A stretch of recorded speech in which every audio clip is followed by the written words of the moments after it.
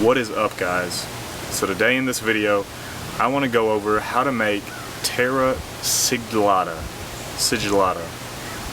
and it's something that I've been doing a lot of research about and have been getting really excited about because it's something that I can use to seal the pottery that I make, which is primitively fired, so it doesn't really get hot enough to vitrify and seal a pot indefinitely. And I've been doing some research on Terra Sigillata, and from what I've read, it is a good way, not an indefinite way, but a very good way to keep moisture inside of the pot. So I am going to try and make some Terra Sigillata today, and then hopefully, if all goes well, I can make a video for applying it and for firing it, and hopefully by the time I get this one out, I'll have already done it, and maybe I'll have some links, maybe I won't, I don't know. But anyways, let's make some Terra Sigillata.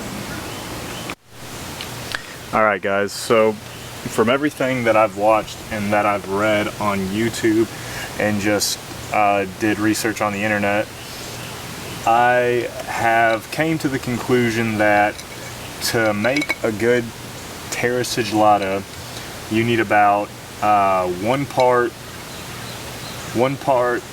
clay, very fine clay, to 3 parts water.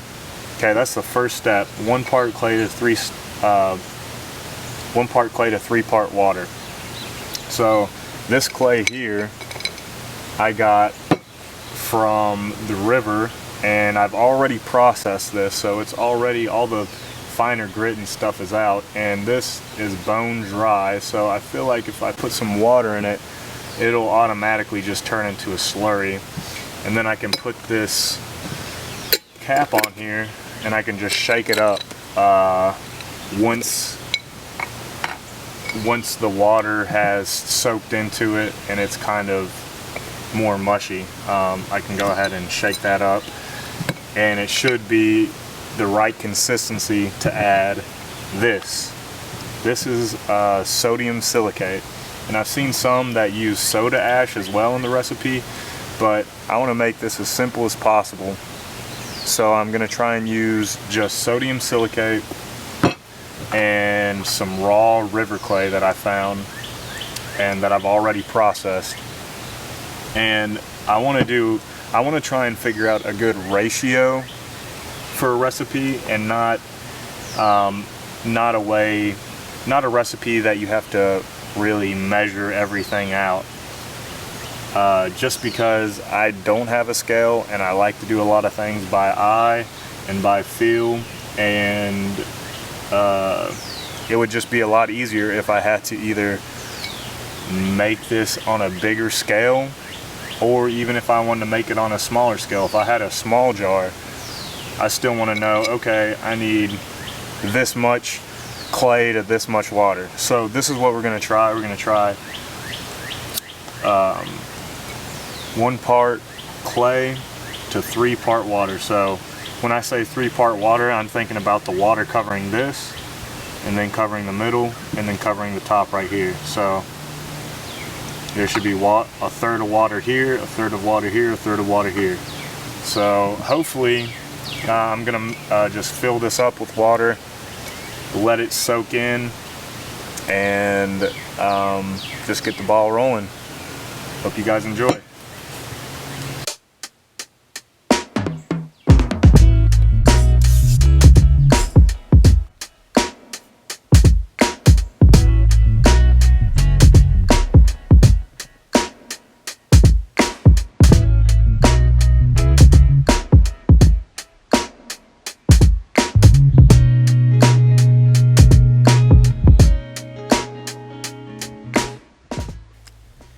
Alright, so it's been about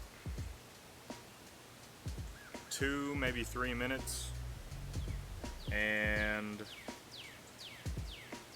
I don't really see any more clumps in here.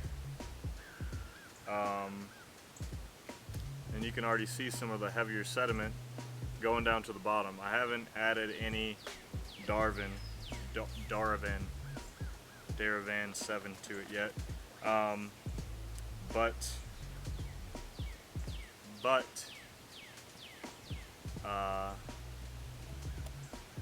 Sorry, my son's back there giving me the thumbs up.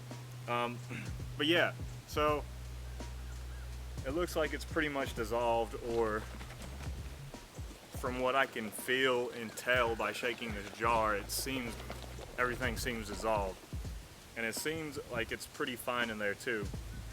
And so the other part to this mixture that you'll need to know is how much of this sodium silicate to put in. And they recommend Daravan 7 for ceramics, this type of sodium silicate. I don't really know the difference between this one and any others, but yeah, let's try this. And the prior video that I watched that kind of used the same recipe, it was about 4 pounds of water and clay. So they had this mixture, 1/3 clay to you know, one part clay to 3-part water, and then they put about 5 to 8 drops. That was for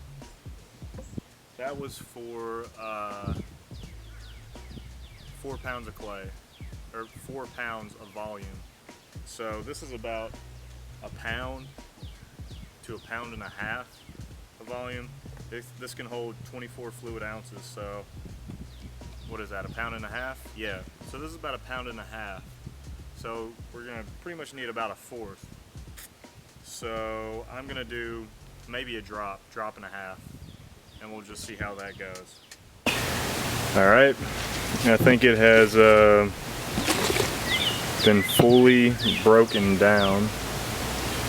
So the last little bit that we're gonna need to add is this sodium silicate, which I previously stated that I'm probably only gonna need a drop for the amount that's in here. So I'm just gonna get this, and I'm just gonna put 1 single drop in it. Oh, all right, that was like 2 drops. But I think that'll be all right. And we'll see if there are any noticeable effects. I'm gonna shake this up. We will just wait. So this is what it looks like right now after just putting it in. And you can notice already that there is a visible line of sediment right here. And I'm gonna shake this up for a couple minutes, and then I'm gonna let it sit, and we'll come back to it after about a day. I've seen online that you want to let it sit for about a day to let all the sediment settle to the bottom. So I'm going to make sure this is mixed up really well, and we'll go from there. Alright guys, so I put this mixture that I did yesterday on a higher elevation than this empty jar. And what I'm going to do is use this funnel to pull. I'm going to put this not all the way down, but I don't want it too high up either. Probably right above this that thin layer before it hits that heavy sediment. And I'm going to suck onto the tube to create like a vacuum and pull it down into here. So I might need to cut this a little bit. So let's try and do something like that.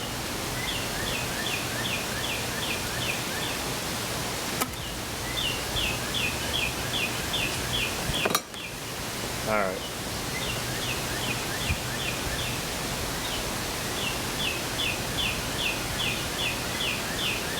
You can kind of see the red mark right there.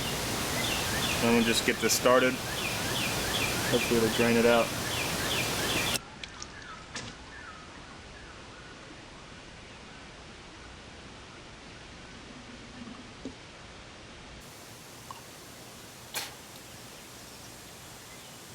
Didn't taste that good, but I think